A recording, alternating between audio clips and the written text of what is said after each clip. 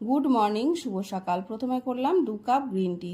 এরপরে ওর বাবা বেরিয়ে যাবে, ওর বাবাকে করে দিলাম ওটস। আর এই যে ডালিয়ার প্যাকেটগুলো, এর ভিতরে না সব পিঁপড়ের ভর্তি হয়ে গেছিলো, তাই সবগুলো কেটে গামলায় ঢাললাম। পিঁপড়ে চলে গেলে কৌটো ভর্তি করব। সকালে আমাদের জন্য করেছি আলুর তরকারি, সাথে আটা দিয়েই করলাম পরোটা। এক বালতি জামা কাপড় ছিল, সেগুলো এক পলকে কেচে নিয়ে নিলাম। আর এরপর একবারে স্নান করে সোজা উপরে জামা কাপড় মেলে এরপরে পুজোটাও দিয়ে নিলাম।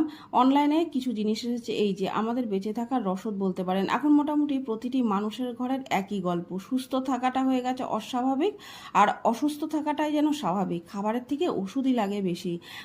দুপুরে রান্না করেছি ডাল, ভেন্ডি আলু ভাজা, ডিম আর চিকেনের ঝোল।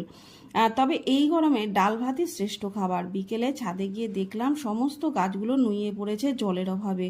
সমস্ত গাছে জল দিয়ে দিল ওর বাবা। রাতে খাবার হলো ওই যে ডালিয়া আর সাথে ডিম omelette. Thanks for watching, tata.